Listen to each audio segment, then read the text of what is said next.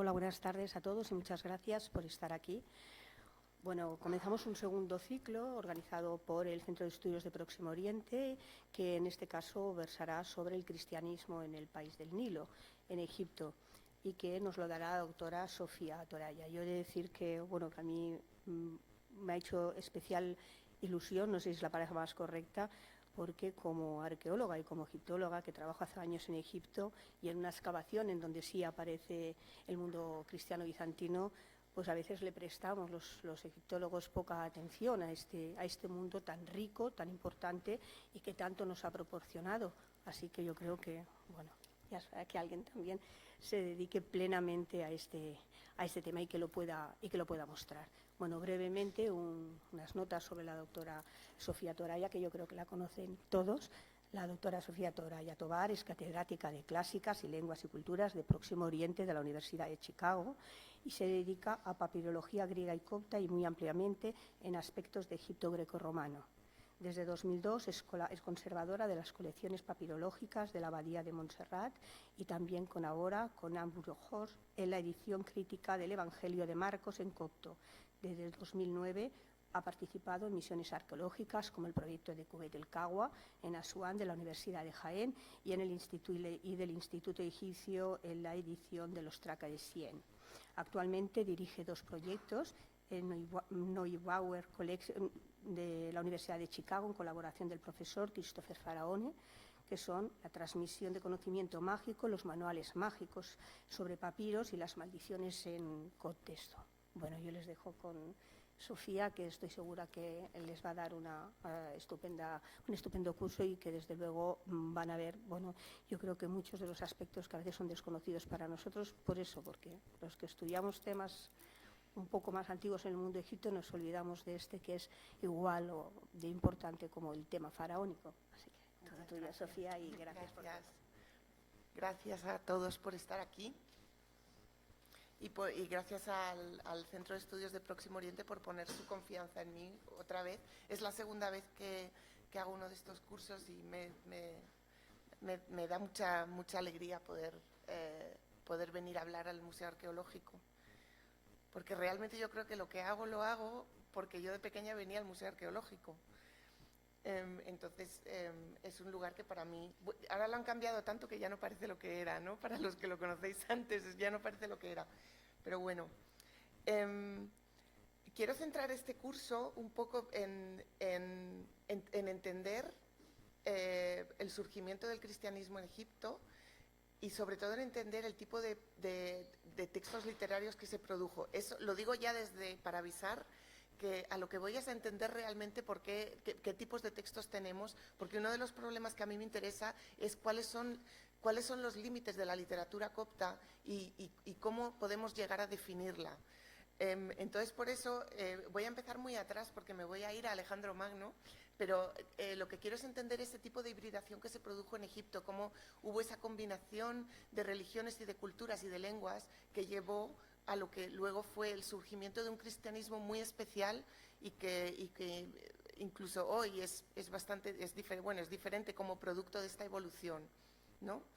Por eso esto es cristianismo copto hoy. Este es el patriarca, este es Tawadros II, el Tawadros que es Theodoros, pero en toda esta evolución tan maravillosa, Tawadros es el actual, digamos, papa de la Iglesia, es el patriarca de Alejandría. Y esto es cristianismo copto, pero ¿cómo se llegó hasta ahí? Yo no voy a llegar tan lejos, yo me voy a quedar en la llegada en la conquista árabe de Egipto, pero quiero ver cómo se construyó esa identidad cristiana en Egipto, empezando desde cuando llegaron los griegos a Egipto, ¿no? Por lo tanto, en estos 5 días que tenemos por delante, estas son las 5 temas en torno a los cuales voy a hablar. En primer lugar, las religiones del Egipto grecorromano, religiones, pero también culturas, religiones, culturas y lenguas, cuál fue la conversación que estas religiones tuvieron para dar lugar al tipo de cristianismo que luego surgió ahí.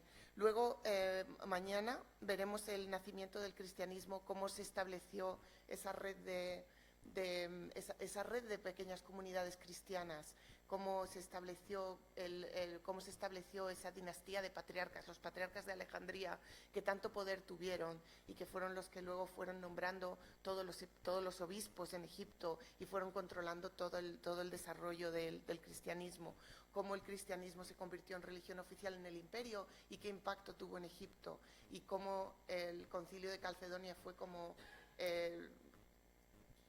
la división de opiniones, y cómo la iglesia de Egipto en ese momento se distanció de la iglesia de Constantinopla.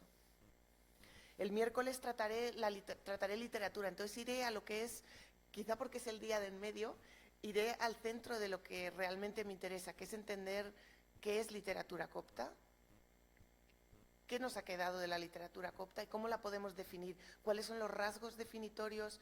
¿Es la lengua copta, en este caso, el rasgo distintivo, o es la religión cristiana, es el cristianismo, el rasgo distintivo de este grupo de textos que se produjeron en esta época?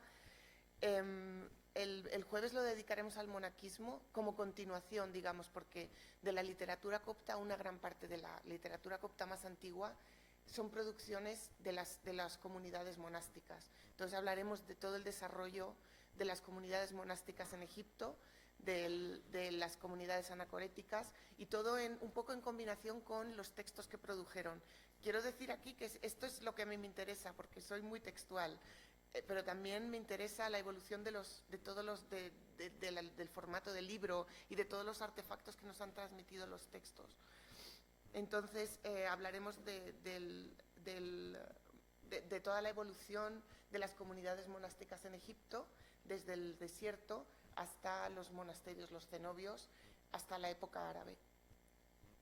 Y el último día llegaremos a la conquista islámica de Egipto, pero viendo también un poco qué ocurrió tras Calcedonia, que es un poco antes, qué ocurrió tras Calcedonia, qué ocurrió bajo Justiniano y luego qué ocurrió en la conquista. Entonces esto será un poco lo que veremos estos 5 días. Voy a llegar hasta ahí, no voy a hablar de las comunidades en época medieval, entre otras cosas porque no soy yo la persona indicada, ¿no?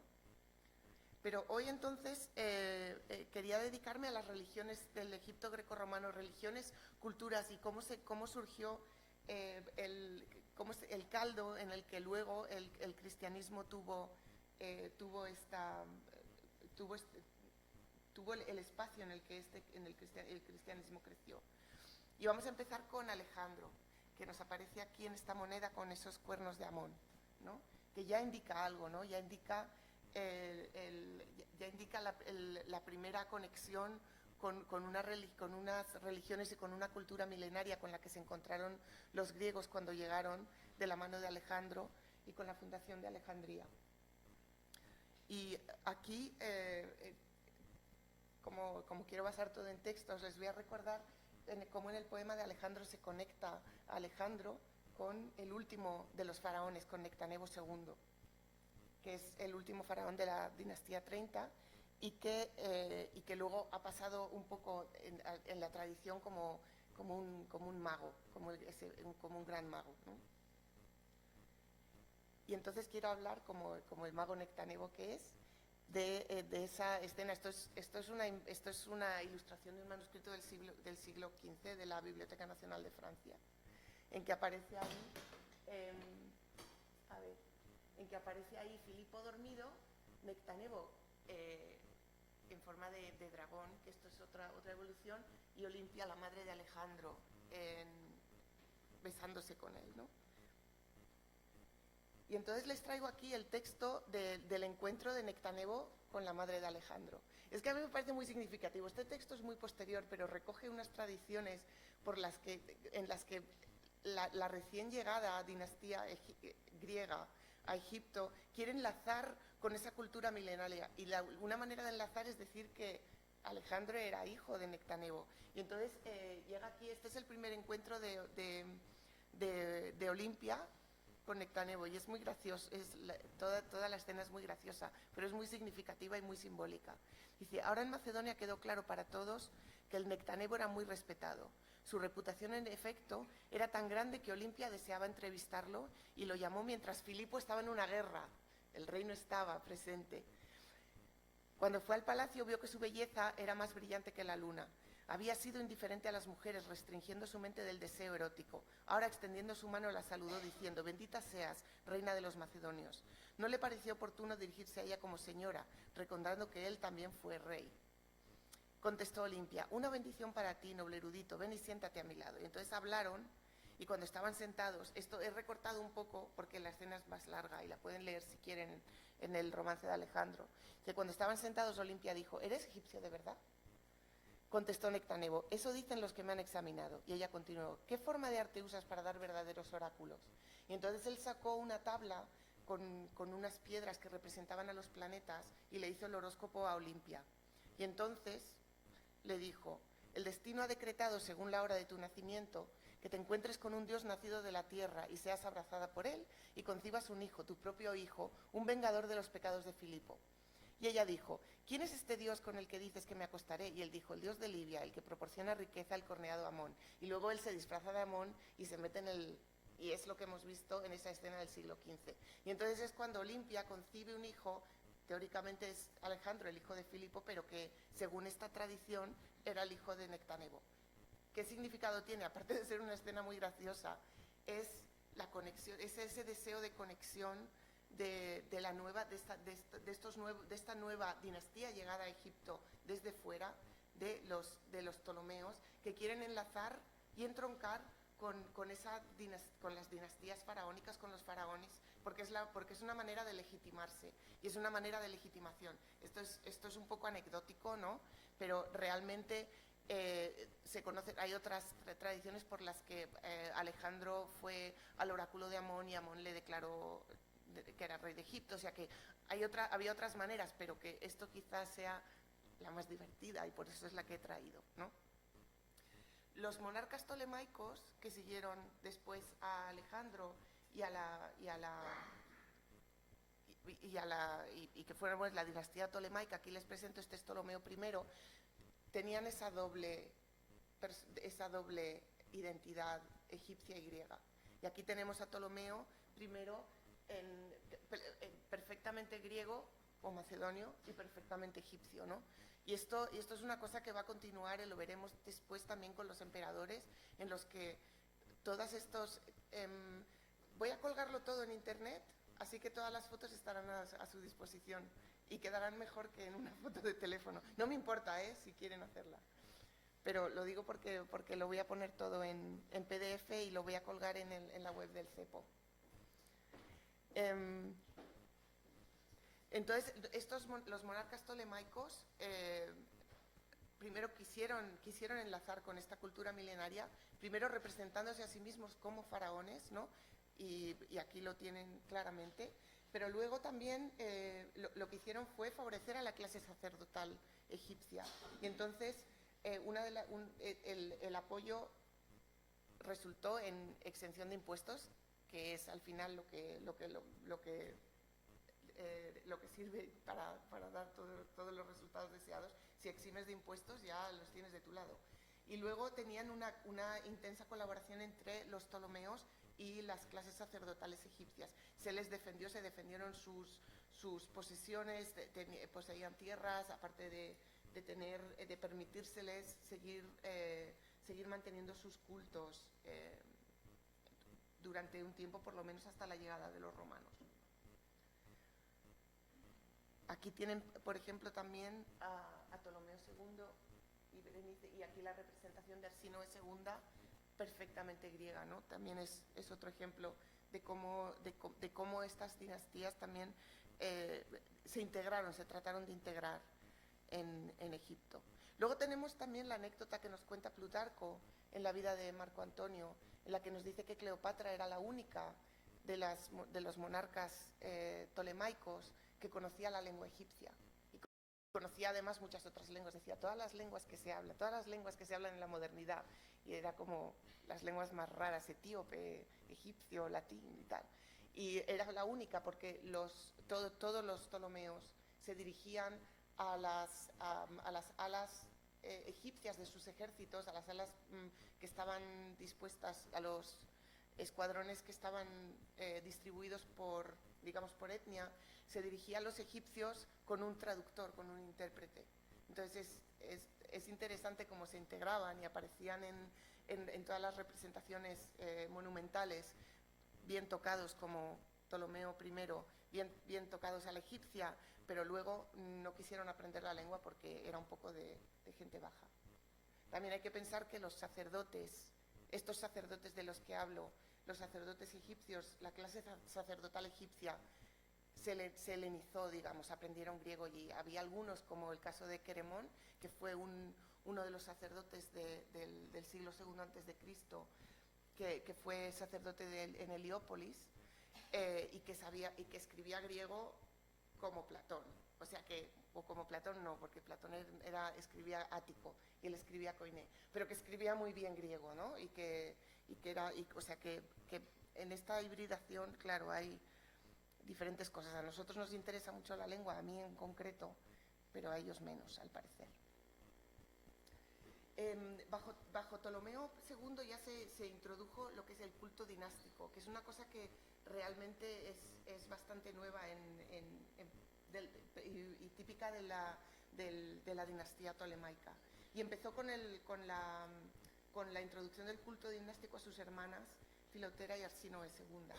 Y la clase sacerdotal egipcia aceptó esta divinización de los monarcas tolemaicos, y todo se integró en el mismo tipo de culto que se desarrollaba en los templos, ¿no? O sea que no solo aceptaron a los faraones como divinos, sino que aceptaron también la divinización de las familias reales tolemaicas. Ya hemos visto cómo se conectó Alejandro al culto de Amón y tal. Y aquí les traigo el decreto de Canopo, que es este de aquí, que es que no he conseguido una foto mejor, pero como conocen la piedra Rosetta, es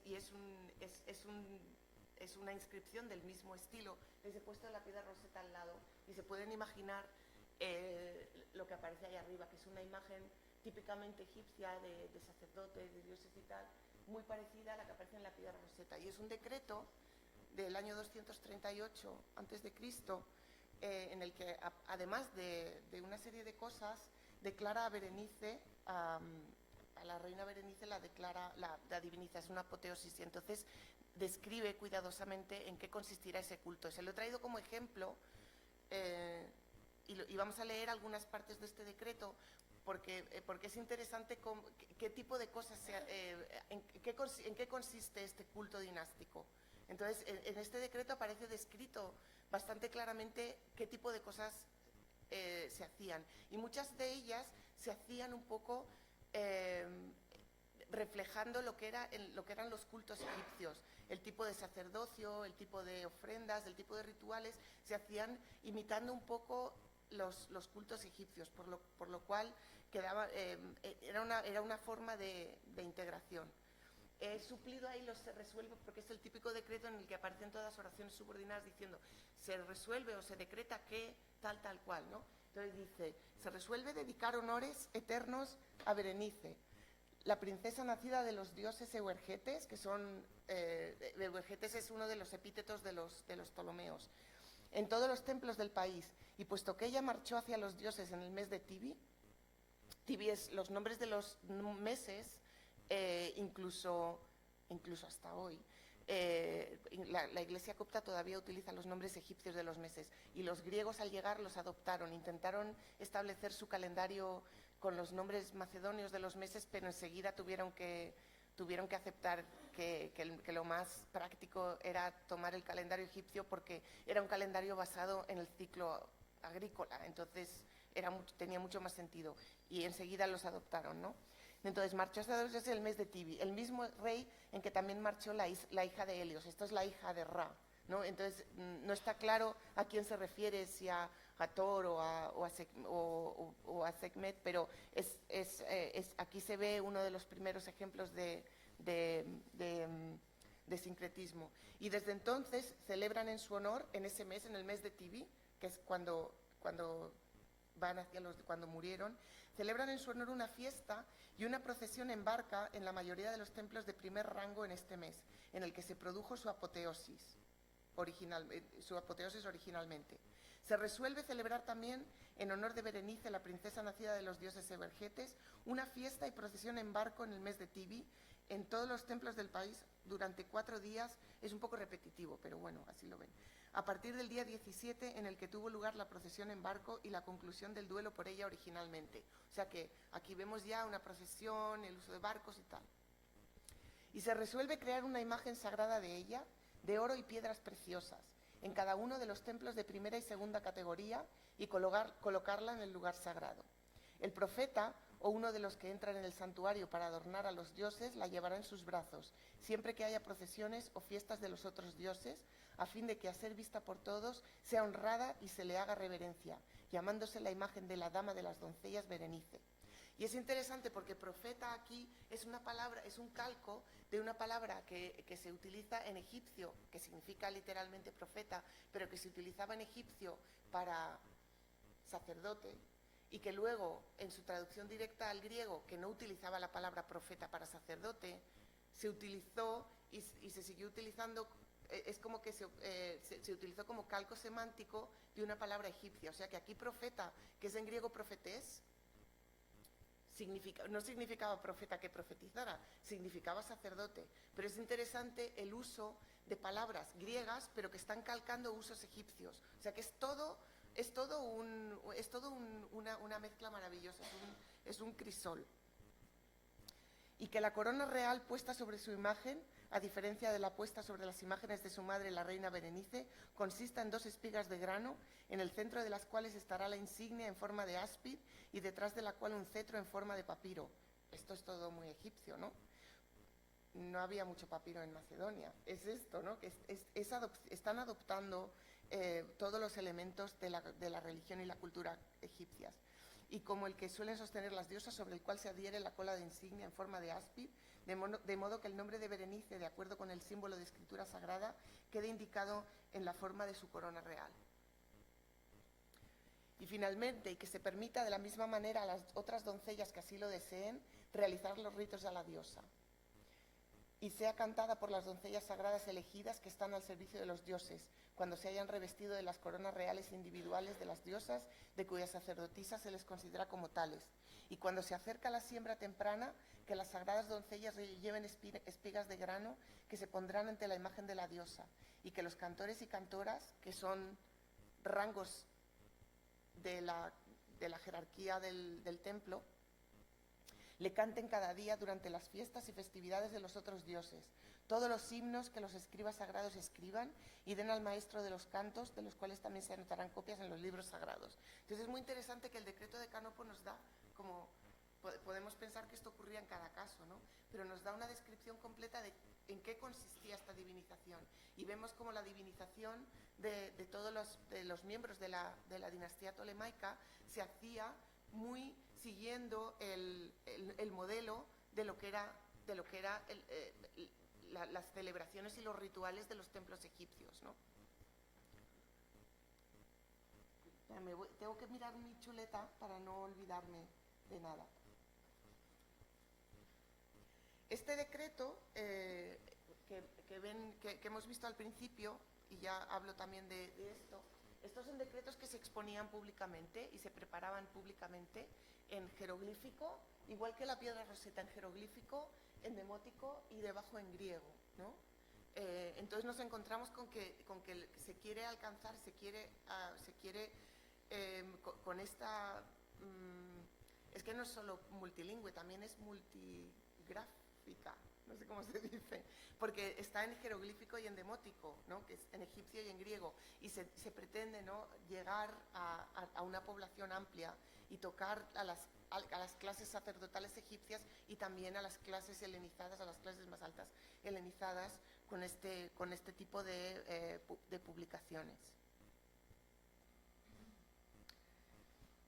Este culto que lo encontramos desde Ptolomeo II hasta la llegada de Cleopatra, luego lo vamos encontrando además en todos los documentos, en muchos documentos públicos, ¿no?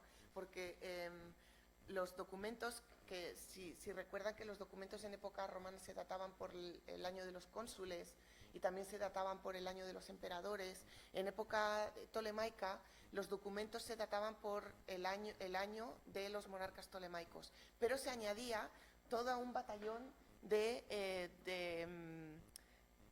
sacerdotes de los cultos de estos monarcas. Entonces aquí ven, les traigo aquí una datación de un documento. Son documentos oficiales que al principio tienen que llevar una fecha, ¿no? Y en vez de poner 23 de junio del 2019, ponían todo un batallón de sacerdotes. Entonces, sabiendo el nombre del sacerdote, se sabe en qué años está. Claro que para saber la fecha luego hay que ir a unas tablas, es un infierno, pero es como lo hacían y quedaba muy bien.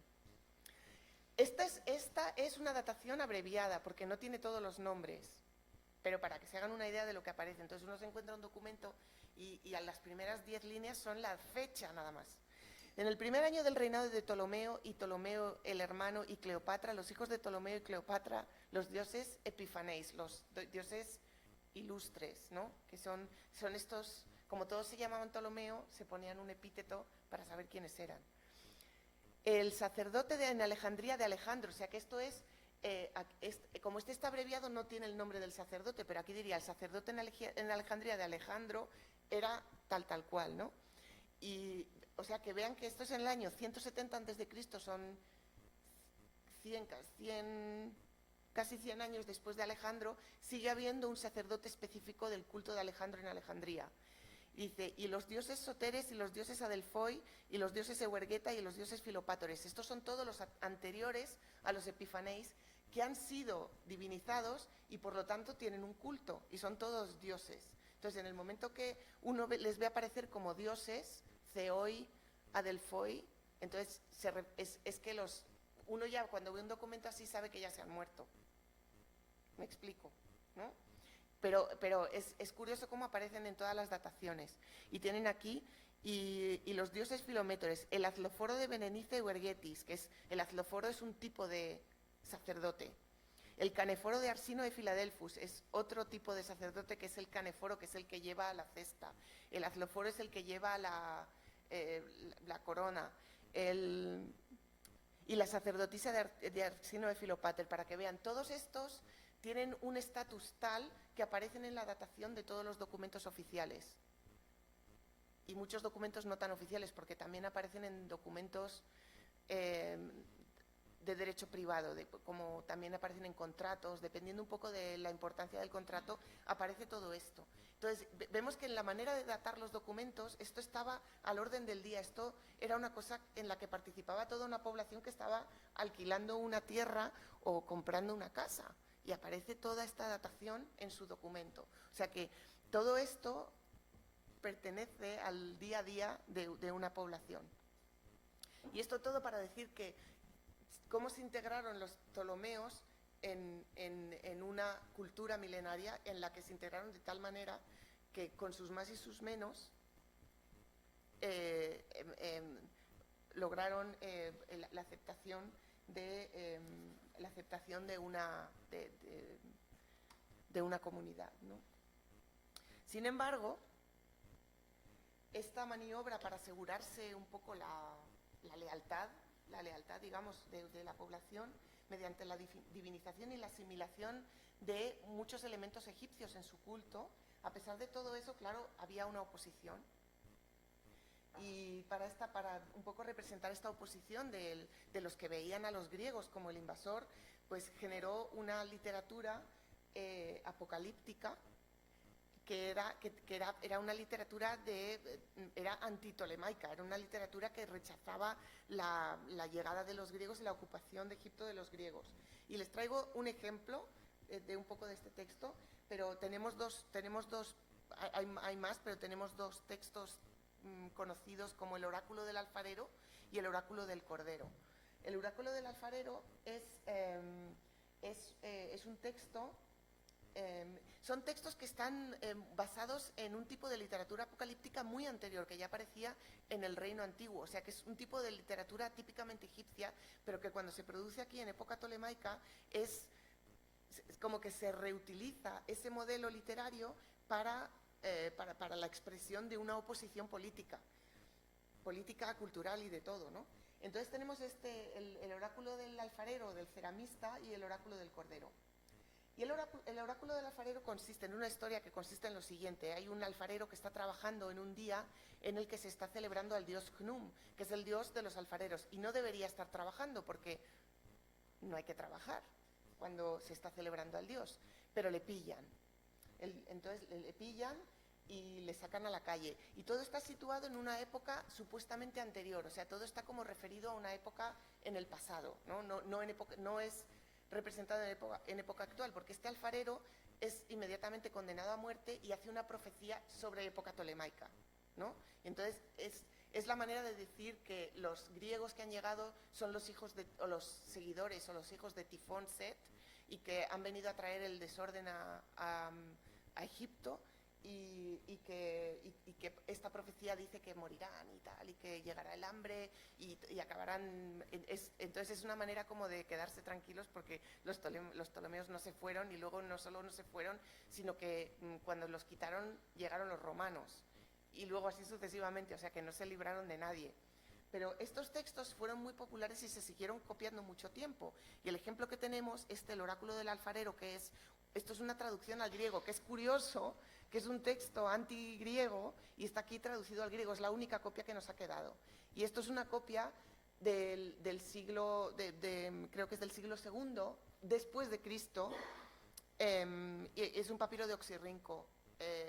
O sea, que es simplemente que esta literatura apocalíptica que se produjo en contra, como reacción a la llegada de los Ptolomeos, luego siguió copiándose y copiándose. Y tengo aquí un ejemplo del tipo de texto que es, ¿no?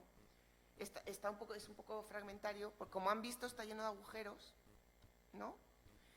Dice, y sin ley, y eso claro, sale de un texto que no se sabe lo que viene antes. El río fluirá sin agua, con agua insuficiente para que la tierra se inflame, pero contra la naturaleza. O sea, es un poco raro porque está lleno de agujeros. Los que leemos estos textos nos parece normal. Porque en el tiempo de los seguidores de Tifón, aquí es Tifón Set, ¿no? Dirán, desdichado Egipto, eres agraviado por las terribles iniquidades que se han cometido contra ti. El sol se oscurecerá, no queriendo mirar las desgracias de Egipto.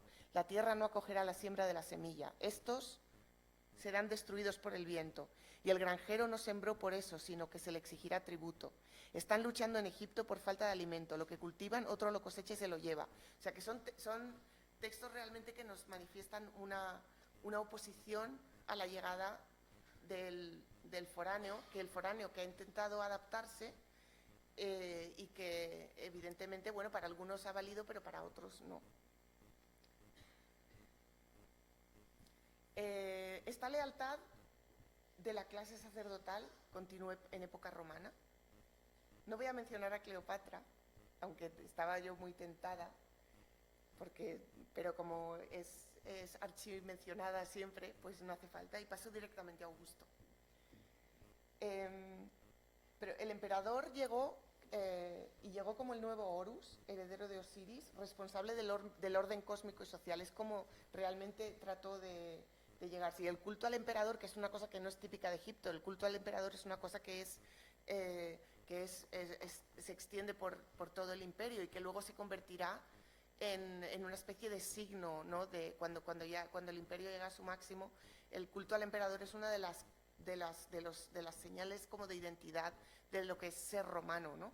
Y esto también llegó a Egipto, ¿no? Y es importante ahora destacar cómo llegó también el culto imperial a Egipto, para entender más tarde la resistencia en la época de los mártires, porque luego volveremos, mañana probablemente volveremos a este tema, a cómo el culto imperial supuso un problema en Egipto. Pero de manera similar a como el culto a los monarcas tolemaicos tuvo la forma que tuvo, también el culto a los emperadores y a la familia de los emperadores también tendrá templos y altares, y tendrá un sacerdocio dedicado, tendrán ciertos rituales, tendrán festivales y también compartirán muchos de estos espacios con otros dioses, ¿no? No solo, aquí les traigo el Sebasteion de Nim porque los de Egipto están todos muy rotos, ¿no? Y al menos podemos ver un templo imperial, bueno, por lo menos se conserva el suelo, ¿no? Este está en File, el otro está en Nîmes, en Francia, que son los que se conservan un poco mejor, pero en fin. Y luego tenemos las representaciones, por ejemplo, una pareja imperial representadas como dioses. Y este tipo de cosa también ocurre en Egipto. También hay un deseo de asimilación. Aquí tenemos a Trajano en el templo de Dendera perfectamente ataviado como egipcio y haciendo ofrendas, ¿no? O sea, siguieron un poco, fueron muy listos y siguieron un poco el curso de lo que habían hecho los Ptolomeos, a los que también criticaron enormemente, ¿no? Los templos, sin embargo, en época romana, los templos no recibieron el apoyo y el respeto que habían recibido en época tolemaica. Perdieron su autonomía económica, tuvieron que pagar impuestos y perdieron el control sobre sus tierras y perdieron también el control sobre sus, digamos, sus súbditos. Iba a decir feligreses, pero no pega nada decir feligreses, sus súbditos, porque desde Roma ya todo se controlaba y se exigían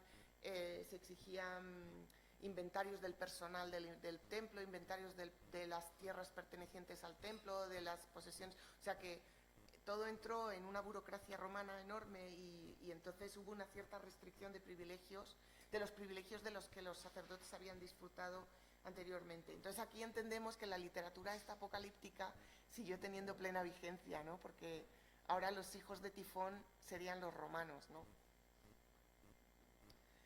En cuanto a la religión egipcia y cómo se mantuvo,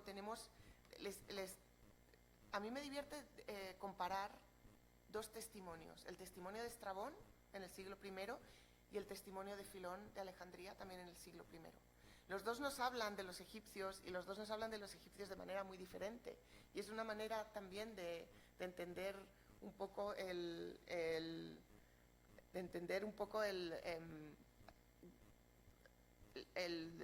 la apreciación y la percepción de la religión egipcia por parte de una persona que venía de fuera y una persona que la vivía dentro, ¿no? Estrabón escribió 17 libros de su geografía y dedicó el último de ellos, el 17 lo dedicó a Egipto y Libia. Había empezado, o sea, es como en la dirección de las agujas del reloj, había descrito todas las provincias del Imperio Romano hasta llegar a Egipto y al norte de África, que es la descripción de su último libro, y todo en función de una especie de ensalzar a Augusto y de la paz de Augusto y describir todas las tierras que pertenecían al glorioso Imperio Romano, ¿no? Él había hecho un viaje a Egipto, en algunos de los casos en los libros que escribió, él depende de otros geógrafos anteriores, porque, por ejemplo, parece que nunca estuvo en Iberia, pero en Egipto sabemos que hizo un viaje él personalmente, no solo porque lo sabemos, sino porque él describe con notas personales y con comentarios personales su viaje subiendo el Nilo hasta Siene, hasta Asuán, con Helio Galo, que era el prefecto de Alejandría en esa época, y le siguió en la comitiva que seguía al prefecto, le acompañó en un viaje de inspección, ¿no? En el siglo I. Y les pongo una foto de la parte del sur. Esto es una foto de Asuán, de la frontera sur, justo antes de la primera catarata. Y él nos describe, a cada paso, él describe de norte a sur, describe diversas cosas sobre Egipto, describe la fauna, la flora, las costumbres y tal, y también describe los cultos. Y los describe sin ningún tipo de afán crítico. lo que hace es describirlos de manera casi objetiva, a veces quizá con un poquito de sorna, ¿no? Pero que en general los describe de manera muy objetiva y explica lo que hacen. Y les traigo un par de ejemplos, ¿no? de este tipo de este tipo de culto, de este tipo de descripciones de los cultos. Esto es llegando al Fayum, llegando a Arsinoe o Crocodilópolis. Dice, navegando a lo largo de la costa durante unos 200 estadios, se llega a la ciudad de Arsinoe, antes llamada Crocodilópolis. Y esto es debido a que en este nomo rendían culto con gran devoción al cocodrilo. Y hay uno sagrado, criado en un lago aparte, y que es manso con los sacerdotes. Manso significa que no se los come. Se llama Suco. Lo alimentan con grano, carne y vino, que le ofrecen los extranjeros que le visitan. Al menos nuestro anfitrión, esto es hablando él, porque dice cuando él llega al Fayum con Heliogalo, llegan y tienen un anfitrión que les lleva de aquí para allí a visitar como los highlights turísticos más importantes, ¿no? Y le llevó a ver el cocodrilo, que era como lo que hacían los turistas de postín entonces. Entonces, al menos nuestro anfitrión, un hombre honorable que nos estaba iniciando en los misterios, nos acompañó al lago, llevando de la cena una hogaza de pan, carne asada y una jarra de vino mezclado con miel. Encontramos al animal acostado a la orilla del lago. Acercándose los sacerdotes, mientras unos le abrían la boca, otro echaba dentro el pan, luego la carne y luego vertía el vino con miel. Yo digo que ahogaban a la pobre bestia. Al punto el animal se precipitó al lago y cruzó a la otra orilla. Y al llegar otro extranjero portando igualmente una ofrenda, los sacerdotes tomándola rodearon el lago a la carrera, agarraron al animal y le entregaron la ofrenda de la misma manera. Hombre, es una descripción objetiva del culto al cocodrilo, pero es muy poco culto, ¿no? Digamos. A continuación, dice, después de los nomos Arsinoita y Heracleopolita, está la ciudad de Heracleópolis, donde se rinde culto al Icneumón, que es una especie de roedor que les he puesto aquí una imagen del aspecto que tiene. Pues estos, dice, que rinde culto al Icneumón contrario que los arsinoitas, porque los arsinoitas, que son los que acabo de mencionar, rinden culto al cocodrilo. Y como el icneumón y el cocodrilo son animales enemigos, también, es muy curioso, también los heracleopolitas y los arsinoitas también son un poco enemigos, porque el icneumón lo que hacía era... sí, aquí lo explica. Sí, les iba a contar, pero lo vamos a leer así, porque Estrabón lo explica mejor que yo. Pues estos adoran a los cocodrilos y por esto su canal y el lago Moeris están llenos de cocodrilos, pues los veneran y se abstienen de causarles ningún mal. Sin embargo, los otros adoran a los icneumones, enemigos mortales de los cocodrilos y también de los áspides, pues no solo destruyen sus huevos, o sea, los huevos de los cocodrilos, sino también sus crías, protegiéndose con una coraza de barro. Rebozándose en el barrio se dejan secar al sol, entonces toman los áspides bien por la cabeza, bien por la cola, los arrastran hasta el río y los matan. En cuanto a los cocodrilos, los acechan hasta que los encuentran tomando el sol con la boca abierta. Entonces saltan dentro de sus fauces y les comen las entrañas y las tripas para luego emerger de sus cuerpos muertos. Estas son las descripciones que hace Estrabón y cómo explica los cultos de una manera... bueno, un tanto libre, ¿no? Pero para que veamos un poco el tipo de...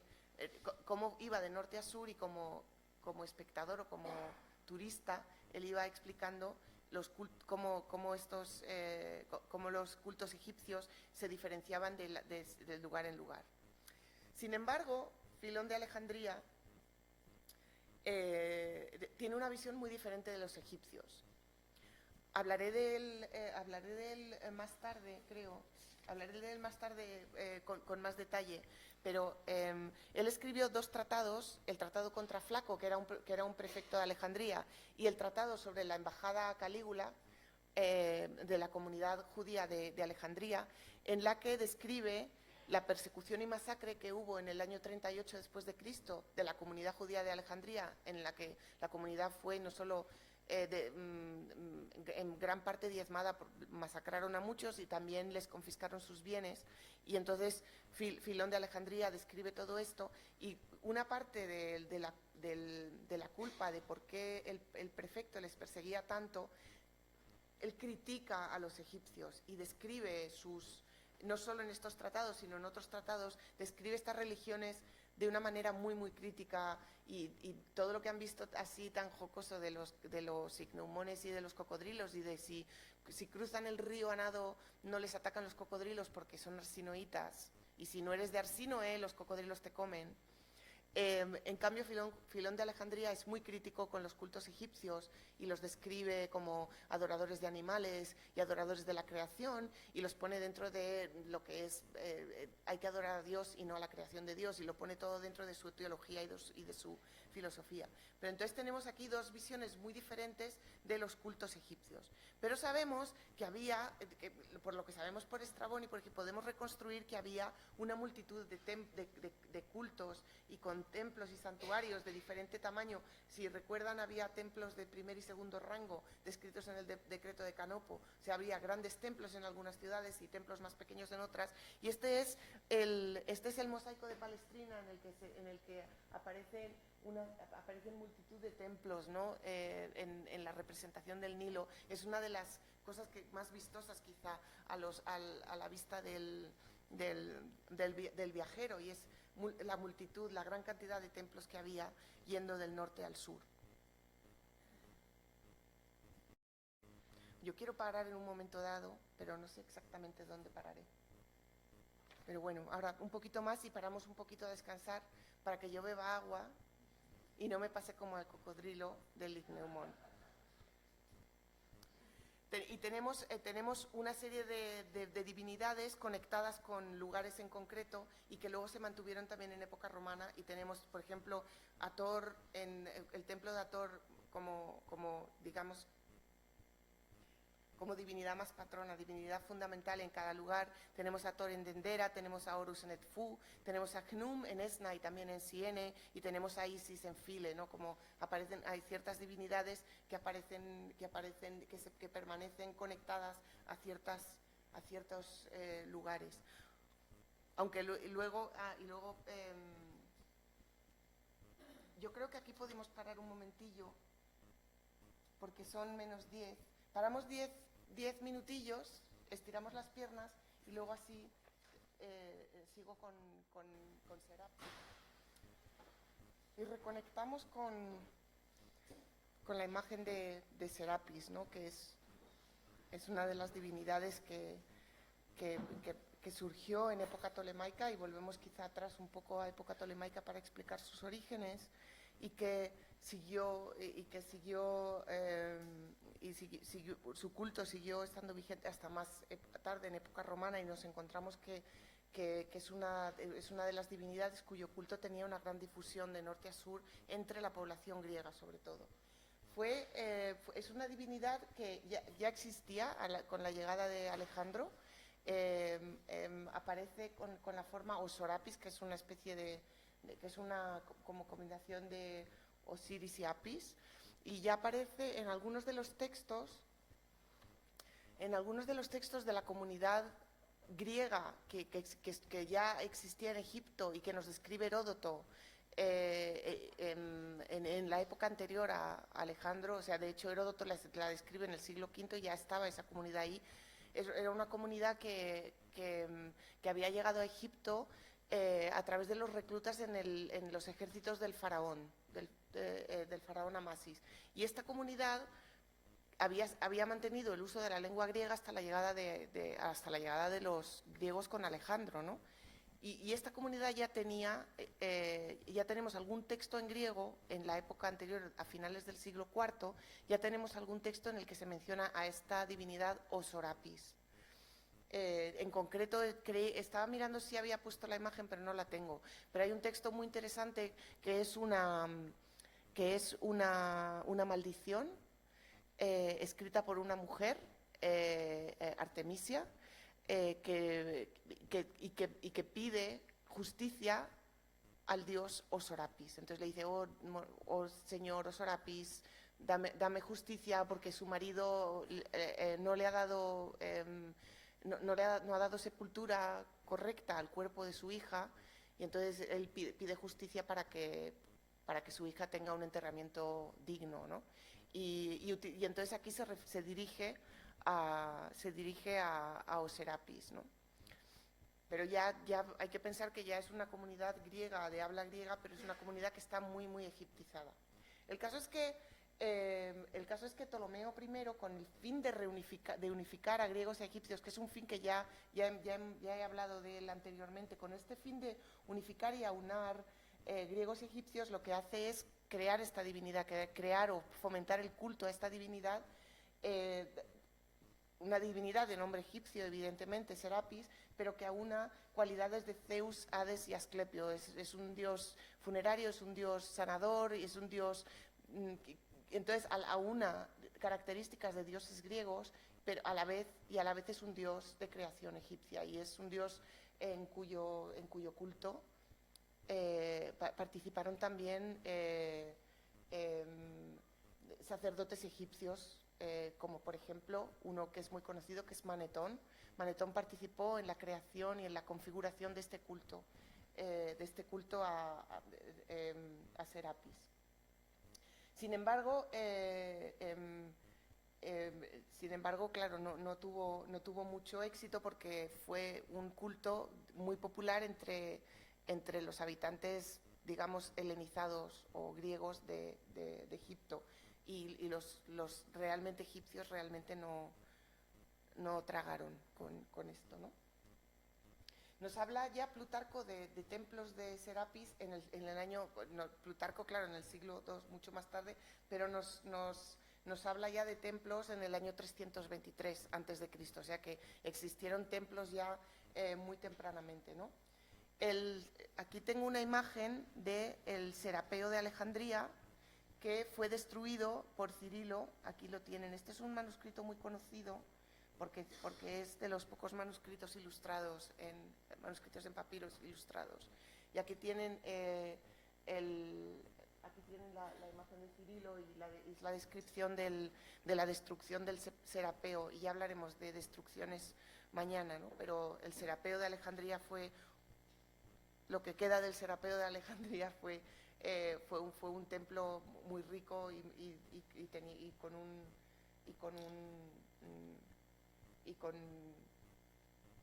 con un culto así muy, muy, muy amplio.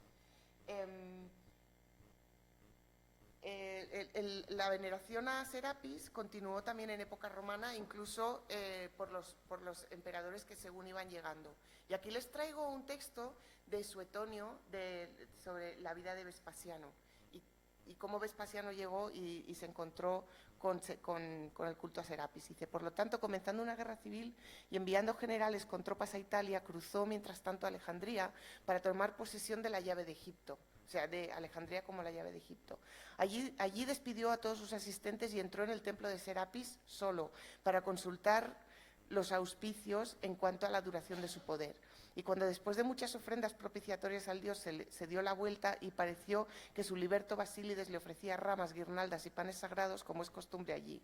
Y sin embargo sabía bien que nadie le había dejado entrar, y que por algún tiempo había sido apenas capaz de caminar por causa del reumatismo, y que estaba además muy lejos. Inmediatamente llegaron cartas con la noticia de que Vitelio había sido derrotado en Cremona y el propio emperador había sido asesinado en Roma, ¿no? Pero aquí vemos como la función sanadora que ha sanado a Basílides, y vemos también cómo es la reverencia que tienen a Serapis los emperadores.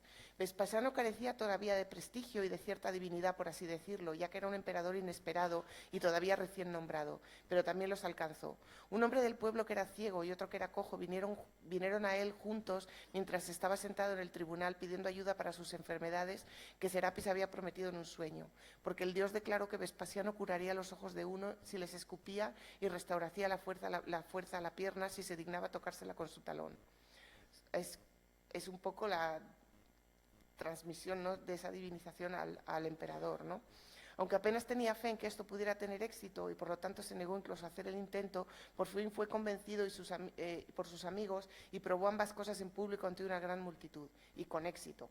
O sea, que curó al ciego y al cojo. Al mismo tiempo, bajo la dirección de algunos adivinos, se desenterraron algunos jarrones de artesanía antigua en un lugar consagrado en Tegea, en Arcadia, y sobre ellos había una imagen muy parecida a la de Vespasiano, ¿no? Es un poco lo mismo, ¿no? Es un poco la conexión con la divinidad de los emperadores, y como los emperadores, como aquí tienen Este creo que es el templo de Dendera, en el que estos son Cleopatra y Marco Antonio, creo, que aparece Cleopatra ataviada como Hathor y Marco Antonio con la doble corona, ¿no? No, esto lo he puesto por Isis. Un momento, que me he liado. Sí. Espera, a ver qué veo aquí. Sí, es Isis, es por Isis, perdón. Es que tengo aquí ahora las divinidades que trajeron la inmigración griega. Entonces, desde época tolemaica, los griegos habían también, aparte de adaptarse y adoptar los cultos egipcios y luego tener el culto a Serapis desde época tolemaica, también trajeron sus propias divinidades y también trajeron sus propios rituales y festivales, ¿no? Y tenemos el ejemplo de Dioniso, que es un culto que siguió dándose en Egipto. Tenemos aquí, les he traído unos tejidos coptos que son muy tardíos, pero que muestran que siguió habiendo este culto a Dioniso. Aquí tienen los coribantes y todo del culto a Dioniso en tejidos coptos muy posteriores, ¿no?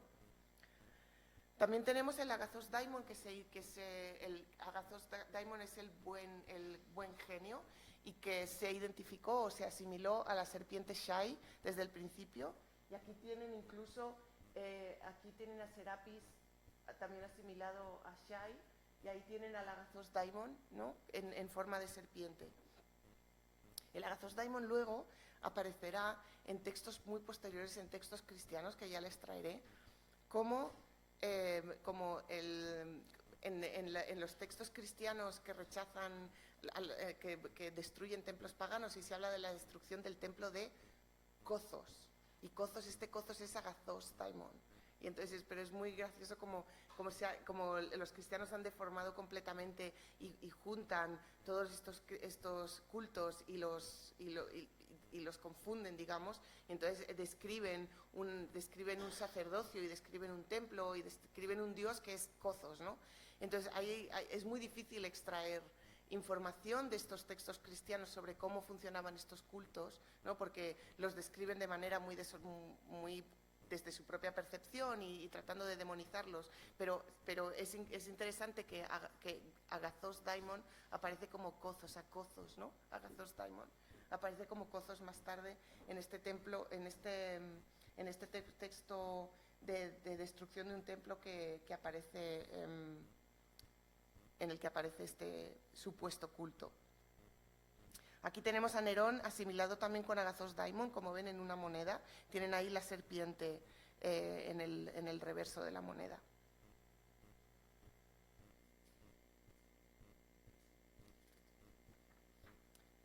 Y aquí tenemos el culto también a Thoth asimilado con Hermes en una gema mágica.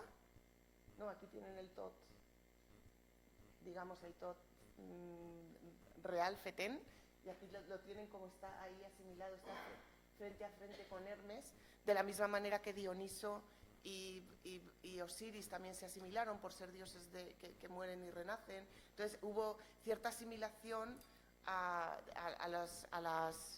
los cultos egipcios de dioses que habían traído los griegos. También tenemos un caso en el que se buscan dioses egipcios para asimilar con dioses griegos que no tienen un parangón claro, como en el caso de Hermes Thoth o Dioniso Osiris, ¿no? Y tenemos el caso de los Dioscuros, Castor y Pollux, que serán identificados. Es que no he encontrado una imagen en la que tengan cabeza de cocodrilo, pero las hay, pero no la he encontrado. Les pongo aquí una imagen bastante tardía, en que aparecen identificados con Senu y Psosnaus, que son dioses cocodrilo, ¿no? O sea que se utiliza también, cuando llegan dioses nuevos, ¿qué hacemos con ellos? Entonces se buscan, son dioses menores, Senu y Psosnaus, ¿no? Para reinterpretarlo. Estos son la interpretación griega y la interpretación egipcia de los dioses en ambas direcciones. También tenemos festivales, también existen los festivales que trajeron los griegos, como trajeron, a ver si tengo una imagen.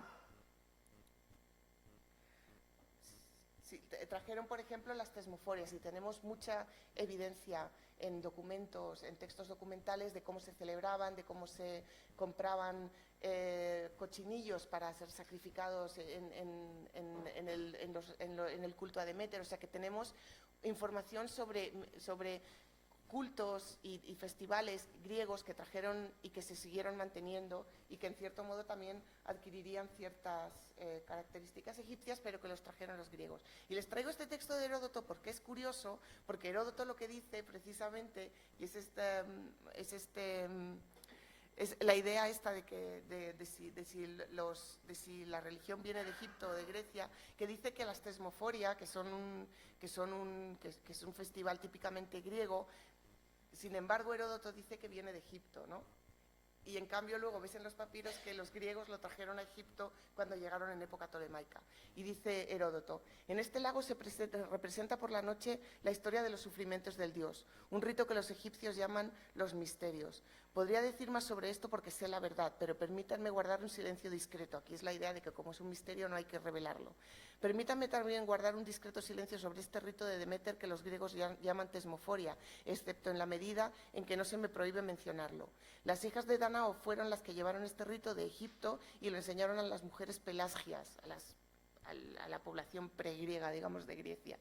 Después, cuando el pueblo del Peloponeso fue expulsado por los dorios, se perdió, excepto en la medida en que fue preservado por los arcadios, el pueblo peloponesio que no fue expulsado, sino que se les permitió quedarse. O sea, es curioso, ¿no? Pero el caso es que de lo que sabemos en época grecorromana en Egipto, sabemos que se celebraban estos festivales y que los trajeron probablemente los griegos cuando llegaron y se establecieron en Egipto bajo la dinastía tolemaica. Finalmente, me voy a referir a otra de las religiones en Egipto que tendrá mucha importancia en cuanto a la llegada del cristianismo y el desarrollo del cristianismo en Egipto. Y son las comunidades judías no solo de Alejandría, sino de todo Egipto, ¿no? Entonces les voy a hablar primero de la comunidad judía que había en Elefantina, que es muy anterior a la llegada de los griegos. Les voy a hablar también de los papiros que nos dan un poco idea de cómo funcionaban estas comunidades. Les voy a hablar de Septuaginta, que es la traducción al griego del Antiguo Testamento, y luego les voy a hablar otra vez de Filón de Alejandría, que es uno de mis escritores favoritos. Entonces vayamos a la isla de Elefantina, que está pues justo antes de la primera catarata, está ahí, lo ven, ahí en el sur, junto a Siene, justo frente a la ciudad de Siene, y les he puesto esta imagen de la isla para que vean por qué se llamaba Elefantina, porque está toda rodeada de piedras gigantes que parecen elefantes. Y en esta isla es una isla que cuando el Nilo estaba abajo se podía cruzar desde Siene, se podía ir andando hasta la ciudad de Elefantina, o sea que casi hacía una unidad con o sea, era como un núcleo urbano todo junto, ¿no? Pero en la isla, que hoy hay que cruzar en barco, en la isla había una comunidad judía, y se sabe que también había una comunidad en el otro lado del río, en Siene. Había dos comunidades. Aquí les he traído el mapa de lo que era el templo. Este era el templo judío y este era el templo del Chnum y esta era la calle principal, ¿no? Y ahí no se ve muy bien, pero se conserva nada más que el suelo del templo. Y es interesante porque se conserva una capa en un estrato arqueológico en el que se sabe que hubo un incendio, o sea, porque el templo se quemó y se conserva es que yo no soy arqueóloga y no sé cómo se dice exactamente, pero se conserva la capa, el nivel en el que se ve que hubo un incendio. Y está en la parte de... Tenía yo bueno, ya lo encontré. Tenía yo una cosa para... Un momento, que ya que tengo tecnología la voy a usar. Ay, no sé dónde lo he metido. Tenía un puntero de esos que es de láser.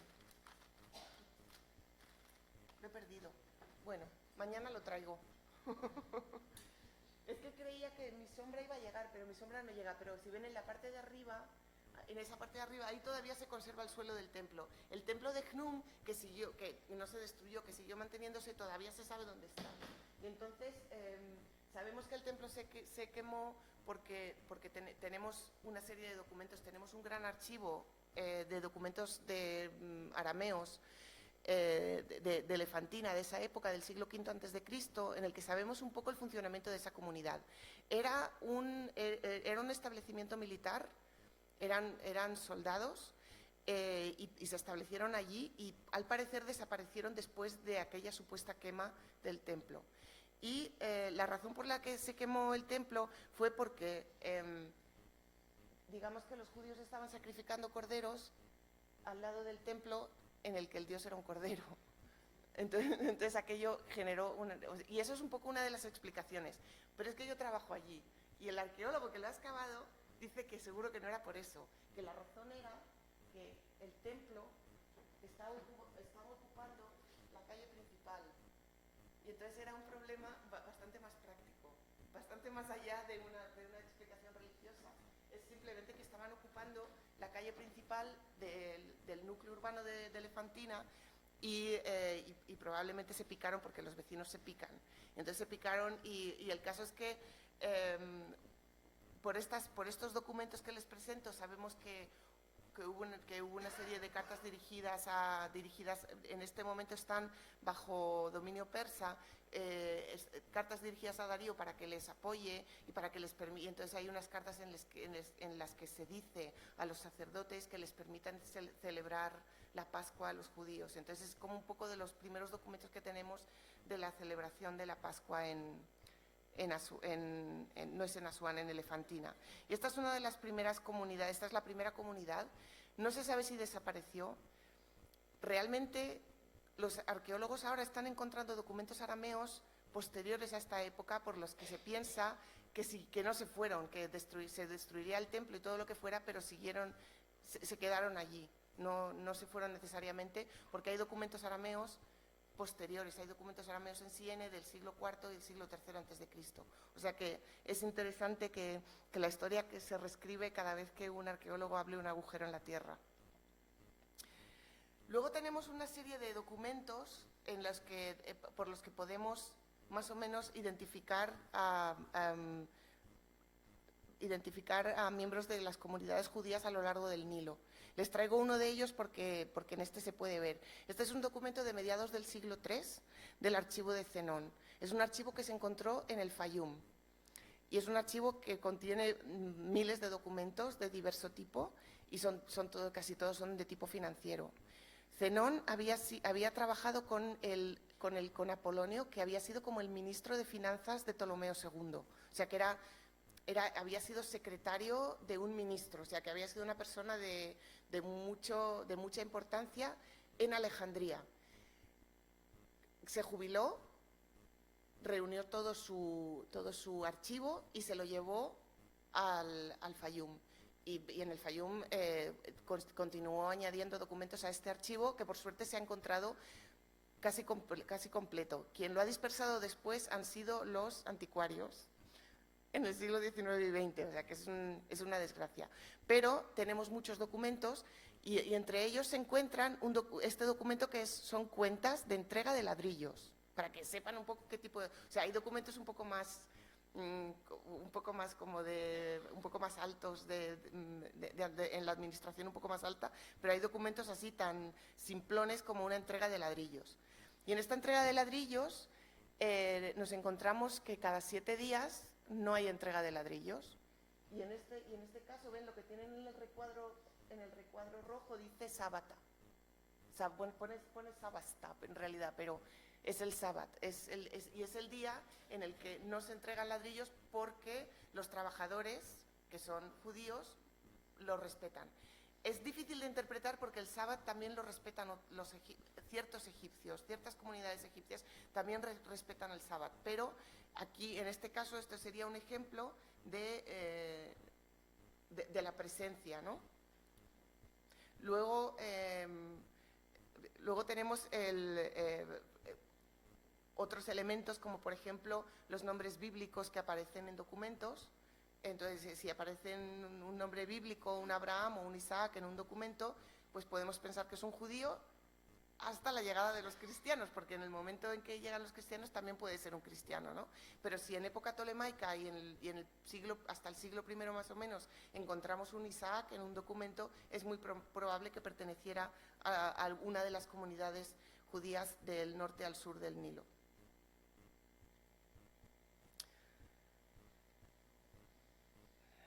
Quiero mirar para no dejarme nada. Bueno. Otro de los hechos muy importantes conectados con la comunidad judía, en este caso de Alejandría, y que tuvo un impacto enorme en el desarrollo del cristianismo posteriormente, es la traducción al griego del Antiguo Testamento. Esta traducción la conocemos como Septuaginta. Ahora les pondré un texto en el que se verá por qué, en el que quedará más explicado, porque según la leyenda, Ptolomeo II, en su afán por crear una gran biblioteca de Alejandría y meter en esa biblioteca las copias de no solo todos los textos griegos, sino también traducciones de todos los textos importantes, y sobre todo, y aquí muchas personas lo interpretan como textos legales, él quería tener un poco de control sobre los textos legales, pidió a la comunidad que produjera una traducción al griego y se comunicó con el sumo sacerdote Eleazar de Jerusalén. Esto es la leyenda, luego les diré un poco cómo se interpreta si no. La carta de Aristeas es un documento que es bastante difícil de datar, pero que puede pertenecer más o menos al siglo II, yo diría incluso más tardío, II a.C., en el que se explican las circunstancias en las que se hizo una traducción de la Torá, de los primeros 5 libros del Pentateuco, de los primeros 5 libros del Antiguo Testamento, al griego. Y esta se hizo, según la carta de Aristeas, se hizo en circunstancias a gran nivel, ¿no? El propio rey, el propio monarca Ptolomeo II se dirigió al sumo sacerdote Eleazar y le rogó que enviara unos sabios para que hicieran una traducción adecuada de estos libros sagrados. Y dice: puesto que hay muchos judíos asentados en nuestro reino, que fueron sacados de Jerusalén por los persas en el momento de su poder, y muchos más que vinieron con mi padre, que es Ptolomeo I, que se trajo muchos reclutas, ¿no?, a sus ejércitos. Un gran número de ellos los reclutó para el ejército y les pagó salarios más altos de lo habitual. Es todo un poquito pelota toda esta carta, ¿no? Y cuando demostró la lealtad de sus líderes, construyó fortalezas y los puso a su cargo para que los egipcios nativos pudieran ser intimidados por ellos. Y yo, cuando subí al trono, adopté una actitud amable hacia todos mis súbditos, y más particularmente hacia los que eran ciudadanos tuyos. He puesto en libertad a más de 100.000 cautivos, pagando a sus dueños el precio de mercado adecuado por ellos, y si alguna vez se ha hecho mal a tu pueblo a través de las pasiones de la turba, les he hecho reparación. Bueno, así inicia. Y luego dice: el motivo que ha impulsado mi acción ha sido el deseo de actuar piadosamente y rendir al Dios Supremo una ofrenda de agradecimiento por mantener mi reino en paz y gran gloria en todo el mundo. Además, los de tu pueblo que estaban en la flor de la vida que he reclutado en mi ejército y los que eran aptos para estar unidos a mi persona y dignos de la confianza de la corte, los he establecido en posiciones oficiales. Y esto es cierto, porque muchos miembros de la comunidad judía estaban en la corte, o sea que sí que es verdad que que tenemos constancia incluso de nombres de oficios, de personas en posiciones oficiales.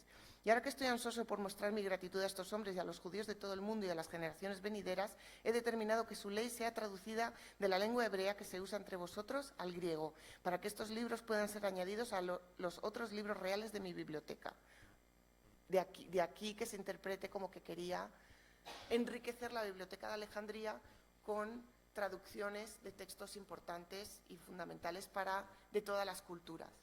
Será una amabilidad por tu parte y un respeto por mi celo si seleccionas a 6 ancianos de cada una de tus tribus, hombres de vida noble y hábiles en tu ley y capaces de interpretarla, para que en cuestiones de disputa podamos descubrir el veredicto en el que la mayoría está de acuerdo, pues la investigación es de la mayor importancia posible. Creo que es hasta aquí. El caso es que se tradujo y luego se leyó, según esto se leyó públicamente en la isla de Faros. Aquí les he puesto, como saben, el Faros ya no existe, pues les pongo una imagen así fantasiosa. El caso es que muy probablemente, sí Ptolomeo II tuvo alguna conexión con la traducción al griego de Septuaginta, del Antiguo Testamento, que es Septuaginta. Se llama Septuaginta por estos sabios, 6 de cada tribu, de los 72 sabios que tradujeron al griego la Biblia. Por eso se le llamó Septuaginta, los 70, ¿no? Si es verdad que tuvo alguna conexión, se puede interpretar en la misma, ¿cómo se puede decir?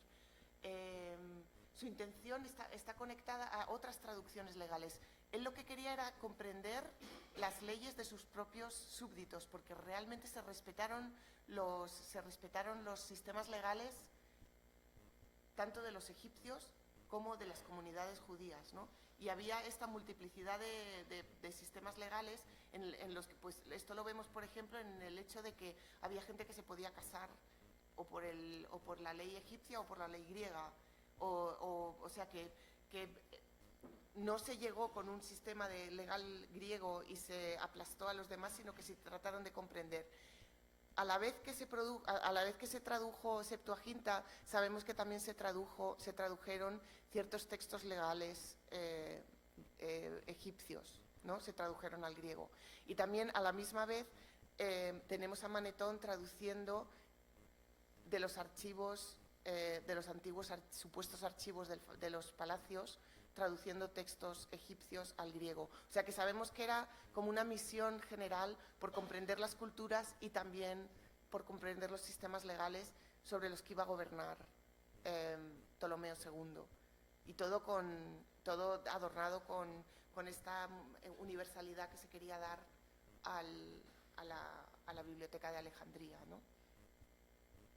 O sea que desde ese punto de vista, ahí tenemos esa traducción como traducción de un sistema legal para poder entenderlo. Pero por otra parte sabemos que esta comunidad, la comunidad judía, especialmente la de Alejandría, estaba profundamente helenizada y probablemente hablaba mejor griego que arameo o hebreo. Entonces también era una necesidad, ¿no? Era una necesidad traducirlo al griego, porque realmente... luego veremos en Filón de Alejandría cómo esta traducción va a ser el fundamento del servicio en estas comunidades. Filón de Alejandría luego hará un comentario al Pentateuco en griego y probablemente Filón de Alejandría no tendría acceso al texto original en hebreo, ¿no? Tenemos algunos fragmentos de lo que serían los primeros rollos que contendrían esta traducción al griego, ¿no? Aquí tienen el que se considera más antiguo, que es el papiro Rylands, que está en Manchester, para que vean qué mal, cómo nos lo pasamos los papirólogos. Es del siglo II antes de Cristo, ¿no? Aquí está claro que lo mismo que decía antes de los nombres bíblicos, cuando aparecen en documentos, que hasta llegado el siglo I o II sabemos que eran judíos, pero a partir de un cierto momento un nombre bíblico puede ser también un cristiano. Lo mismo ocurre con estos documentos, con los manuscritos bíblicos, porque el Antiguo Testamento también lo utilizarían los cristianos, ¿no? Entonces ahora aquí tenemos el Rylands, es del de 2 antes de Cristo, no hay Cristo que valga aún, entonces sabemos que esto es un rollo que pertenecía a una comunidad judía, pero llega un momento en que nos encontramos fragmentos de Septuaginta o de la traducción al griego y no sabemos si pertenecían a una comunidad cristiana o una comunidad judía. Y aquí tienen otro, el papiro Fuad. Creo que tengo estos dos nada más.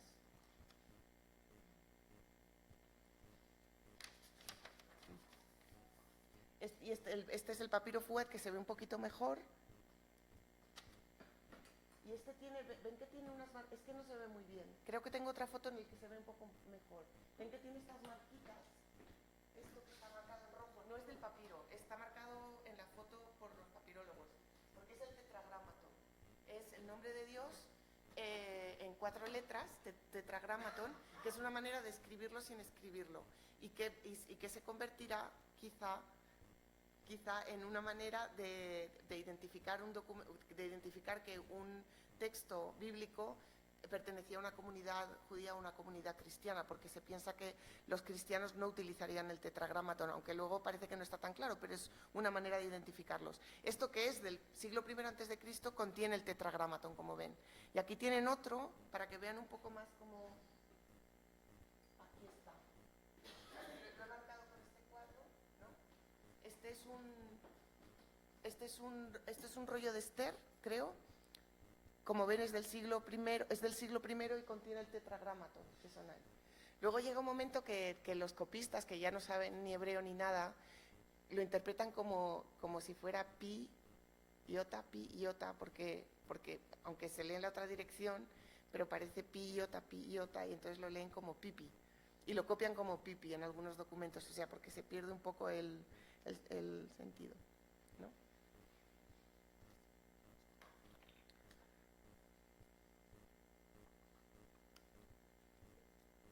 Bueno, entonces esta traducción que luego se convertiría también en parte, formaría parte de las escrituras sagradas de los cristianos, se produjo en Alejandría en el siglo III a.C., se siguió copiando, ¿no? Luego, claro, hubo una serie de adaptaciones, porque los puristas no estarían perfectamente contentos con esta traducción, entonces se harían otras traducciones paralelas que darían lugar a muchos debates sobre la traducción correcta al griego, ¿no? Filón de Alejandría, sin embargo, diría en el siglo I que estos sabios enviados desde Jerusalén habían hecho la traducción de manera inspirada, de manera que 2 sabios habían hecho la traducción del mismo texto a la vez, separadamente, cada uno aislado del otro, y que cuando las juntaron era la misma traducción porque eran traducciones inspiradas. Y eso es una manera también de dar legitimidad a este texto, puesto que no era un texto hebreo, sino que era el texto griego, y para darle legitimidad se diría que era un texto inspirado. Y también la legitimidad la da que fueran unos sabios enviados desde Jerusalén. Luego, cuando uno lee la Septuaginta, se da cuenta de que está escrito en un griego muy típicamente egipcio y utilizando palabras y estructuras muy típicamente egipcias. Entonces, uno se pregunta si realmente se puede mantener de alguna manera toda la historia de que mandaron a nadie desde Jerusalén a traducirla. Esto lo tradujeron en Egipto gente egipcia, probablemente pertenecientes a esta comunidad. O sea que esta es la realidad. La leyenda es mucho más bonita, ¿no? Y luego, además, según Aristeas, bueno, se reunieron con Ptolomeo II, hicieron un banquete, y en ese banquete comieron todos juntos y tal. Pero la realidad probablemente es que esta es una traducción hecha dentro de la comunidad judía de Alejandría, y por eso presenta ciertas características lingüísticas que realmente lo hacen. La comunidad judía fue perseguida y aceptada en diferentes momentos, o sea, a lo largo de estos 3 siglos, desde Ptolomeo I hasta la llegada de los romanos, que es a lo que voy, a Filón de Alejandría. Hubo momentos más difíciles y menos difíciles, y que se pueden identificar dentro de los papiros por los textos que nos encontramos. Filón de Alejandría nos cuenta, como les decía antes, en su Contraflaco, la primera persecución a la comunidad judía de Alejandría en el año 38 después de Cristo. Bajo Tiberio, Abilio Flaco era el prefecto de Alejandría, que es a quien se refiere, y cuando llegó, según empieza el texto de Filón de Alejandría, era un prefecto, era ejemplar, se llevaba muy bien con toda la comunidad y todo eso, pero a la muerte de Tiberio y toma del poder de Calígula empiezan a surgir los problemas. Filón de Alejandría, en parte, se refiere a este grupo de egipcios a los que describe como corruptos y malignos, que le hablan en el oído al prefecto y le llenan de malas palabras contra la comunidad judía, que era muy grande. Filón la describe como de las 5 distritos de Alejandría había uno que era completamente de la comunidad judía y luego estaban en todos los otros distritos, o sea que debía ser una comunidad bastante amplia y bastante importante. Y sabemos que, por ejemplo, el propio sobrino de Filón de Alejandría estaba en la corte de Alejandría y tenía un puesto bastante alto. El caso es que Abilio Flaco, en cuanto llegó Calígula al poder, empezó a imponer la erección de estatuas de Calígula dentro de las sinagogas. Y esto es un problema fundamental. Los judíos empezaron a protestar los otros, hubo una escalada de violencia, hubo una masacre enorme, se les confiscaron, y esto es la descripción detallada de Filón de Alejandría, les recomiendo que la lean porque es el único documento histórico que tenemos de esa persecución. Se les confiscaron todos sus bienes y más o menos, aquí creo que he traído el texto, aquí dice Filón de Alejandría, más o menos se les declaró como extranjeros, que eso es importante porque al ser declarado extranjero es como retirarles la ciudadanía, y retirarles la ciudadanía también les quita la exención de ciertos impuestos, o sea que tiene un impacto práctico real. Puesto que el intento de violar la ley le parecía que estaba prosperando mientras destruía las sinagogas, el intento de violar la ley es establecer efigies del emperador dentro de las sinagogas, ¿no? Y no dejaba ni siquiera su nombre, procedió a otra hazaña, a saber, la destrucción total de nuestra Constitución, que cuando todas las cosas a las que solo estaba anclada nuestra vida fueron cortadas, a saber, nuestras costumbres nacionales, nuestros legítimos derechos políticos y privilegios sociales, podríamos estar expuestos a la extremidad misma de la calamidad, sin que nos quedara ninguna estancia a la que pudiéramos aferrarnos por seguridad. Y durante unos días después emitió un decreto en el que nos llamaba a todos nosotros extranjeros y foráneos, sin darnos la oportunidad de ser escuchados en nuestra propia defensa, pero condenándonos sin un juicio. Y fueron condenas, o sea que es como les retiraron todos los derechos y privilegios como alejandrinos, que claro, los que tenían la ciudadanía alejandrina tenían privilegios, el acceso a los gimnasios, por ejemplo, el acceso a la educación y el acceso y las exenciones de impuestos y todas estas cosas, ¿no?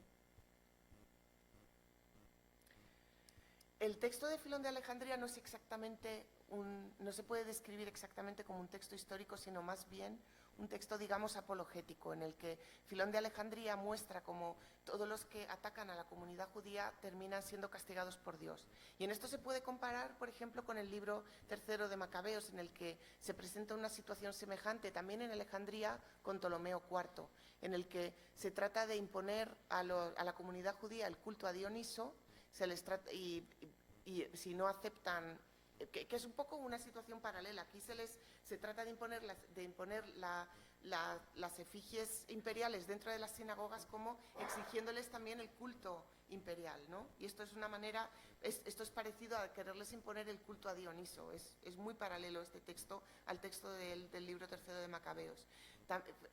Ptolomeo IV también les manda a torturar y luego manda a los elefantes a que les pisoteen, que son unas escenas bastante dramáticas y muy conocidas, pero en ambos casos, al final, tanto Flaco como Ptolomeo IV se dan cuenta de su error y lo perciben. Es como que Dios les hace ver que no se puede maltratar a su pueblo, ¿no? Y entonces ambos textos tienen un paralelismo, y es como acaba este texto. Y dice, tal fue el fin de Flaco. A Flaco al final le destierran y como Calígula estaba muy loco, le manda unos soldados a matarle, que al final le matan, imitando la manera en la que él había torturado a los judíos. Entonces dice, tantos golpes recibió Flaco como los judíos que él había matado, ¿no? Y entonces dice, tal fue el fin de Flaco que sufrió así, siendo la evidencia más manifiesta de que la nación de los judíos no queda desamparada de la ayuda providencial de Dios. Y es muy semejante, es como simplemente mostrar la providencia de Dios hacia su pueblo en este texto, que por otra parte es la única fuente histórica que tenemos para esta persecución y desaparición de los judíos. Hablaré mañana un poco más de esto, pero ahora quiero referirme también a otro tema, para cerrar ya, sí, ya con esto cierro, otro tema que también conecta con Filón de Alejandría, y es la descripción de la primera comunidad ascética de la que conocemos en Egipto, ¿no? Y es una comunidad previa a las comunidades ascéticas cristianas, pero es interesante entender, conocer la existencia de este texto y de esta posible comunidad para entender luego también el desarrollo del monaquismo en Egipto, del que hablaré el jueves, ¿no? Filón de Alejandría, que había escrito, como he dicho, estos dos tratados históricos, el contra Flaco y la embajada Calígula, también escribió unos comentarios a la Biblia, que es lo que he dicho, que son diversos libros que son comentarios seguidos al texto del Pentateuco, y también escribió este texto que se llama Sobre la vida contemplativa, en la que describe una comunidad ascética, una comunidad conocida como los therapeutai, o sea, del verbo terapeuto, que es servir, ¿no? Y entonces aquí les he traído algunos textos para que vean un poco en qué consistía esta comunidad. Entonces dice, esta clase de personas se encuentra en muchos lugares porque era apropiado que tanto en Grecia como en el país de los bárbaros participaran de todo lo que es perfectamente bueno. Pero hay el mayor número de tales hombres en Egipto. Y entonces ahora describe, cuando entra a describir a esta comunidad, dice que existen otros ascetas en otros lugares, pero la mayor comunidad existe en Egipto. Y en cada uno de los distritos o nómadas, nómadas, esos nomos, el corrector, claro. Pero es que cada vez que escribo copto me lo corrige a corto. Y aquí el nomo me lo ha corregido a nómada. Son distritos y nomos, o como se les llama, y especialmente alrededor de Alejandría. Y desde todos los rincones a los que son los mejores de estos terapeutas proceden a su peregrinaje a algún lugar más adecuado, como si fuera su país, que está más allá del lago Mareotis. Y aquí están, este es el lago Mareotis, Alejandría está, como ven, sobre la costa, y esta comunidad supuestamente está sobre las costas del lago que está justo detrás de Alejandría. Y aquí tengo alguna parte de la descripción de lo que hacen, ¿no? Estos hombres abandonan su propiedad sin haber sido de ninguna manera forzados y se alejan sin siquiera volver la cabeza. Que esto es muy parecido a lo que luego se dirá de los ascetas que se retiran al desierto. No son atendidos por esclavos, porque consideran que cualquier posesión de sirvientes es contraria a la naturaleza, porque ella ha engendrado a todos los hombres libres por igual. Que esto también es muy parecido a lo que se piensa en las primeras comunidades cenobíticas, que todos son iguales y por eso todos han de ir vestidos iguales y comer igual y tener las mismas posesiones. Todo el intervalo del amanecer a la noche se entregan a los ejercicios espirituales, porque leen las Sagradas Escrituras y sacan en pensamiento y alegoría su filosofía ancestral, ya que consideran los significados literales como símbolos de una naturaleza interior y oculta que se revela en ideas encubiertas. Y luego creo que tengo aquí la parte en la que cantan, sí. Y en cada casa hay un santuario sagrado que se llama el lugar santo, y el monasterio en el cual se retiran por sí mismos y realizan todos los misterios de una vida santa sin traer nada, ni comida ni bebida, ni nada que sea indispensable para suplir las necesidades del cuerpo, sino estudiando en ese lugar las leyes y los sagrados oráculos de Dios enunciados por los santos profetas, los himnos y los salmos, y todo tipo de otras cosas en virtud de las cuales el conocimiento y la piedad se incrementan y se llevan a la perfección. Y luego dice, y no comen nada que sea costoso, sino pan común y un condimento de sal, que es el más lujoso de ellos para sazonar con hisopo, y su bebida es el agua del manantial. Y esta descripción de una comunidad que no es cristiana, es una comunidad que describe Filón de Alejandría, es una comunidad judía establecida en el lago Mareotis, tiene muchos paralelismos con lo que veremos después en las primeras comunidades de ascetas que se van al desierto, comunidades cristianas, y que tienen un modelo de vida muy parecido y que crearán luego y evolucionarán un modelo de vida parecido, muy semejante a la de los primeros ascetas. Creo que hasta aquí hemos llegado. Entonces, continuaré mañana con con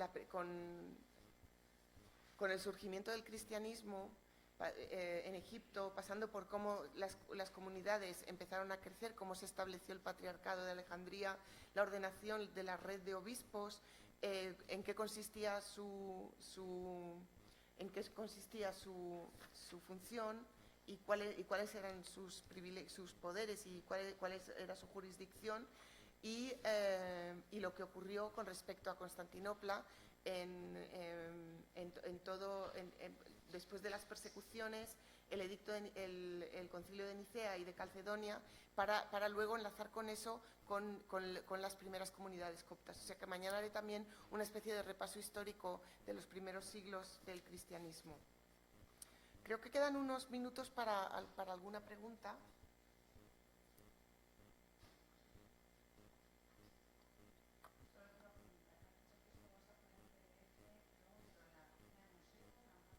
Del CEPO, del Centro de Estudios de Próximo Oriente, que es quien os lo mandaremos cuando... Sí.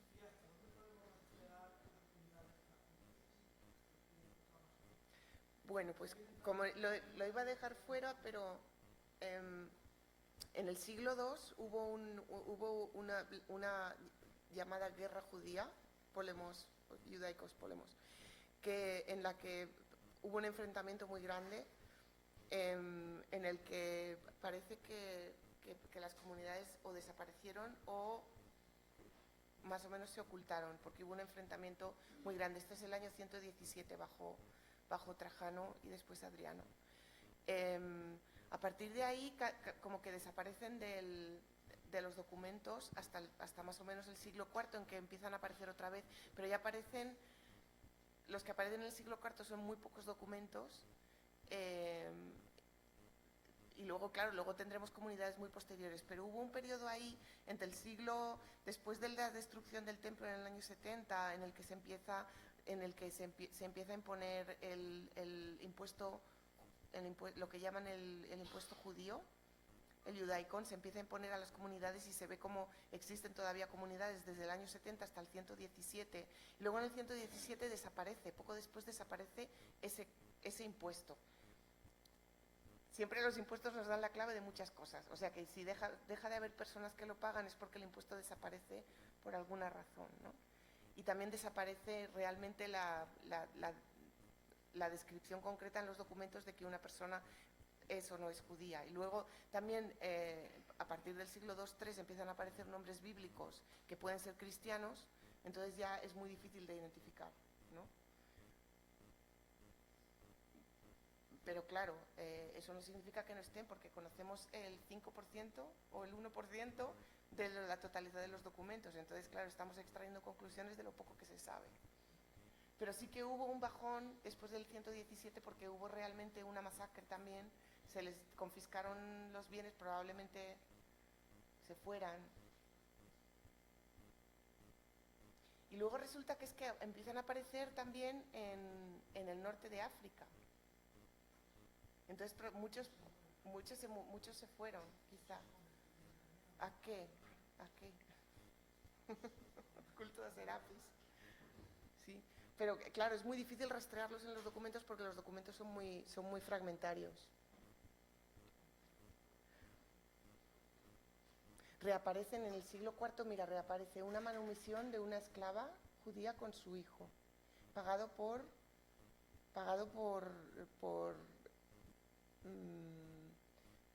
un sacerdote del templo, no me acuerdo muy bien.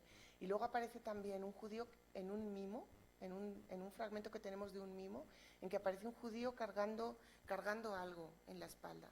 Y entonces eso no se sabe cómo interpretarlo, sino como que lo que está cargando es el impuesto, es como el símbolo de este impuesto que solo pagaban los judíos, o si estaba cargando una Torá o algo así. Entonces, pero sale como figura en un mimo satírico, ¿no? Como una de las figuras caricaturizadas, ¿no? Y luego aparecen otros documentos también en los que se declara que Yosef, que es judío y tal, y aparecen documentos en transacciones, ¿no? O sea que sí que había. Y luego más tarde, en época medieval, también hay muchos más, ¿no? pero había mucho movimiento, ¿no?, de población. ¿Alguna pregunta más?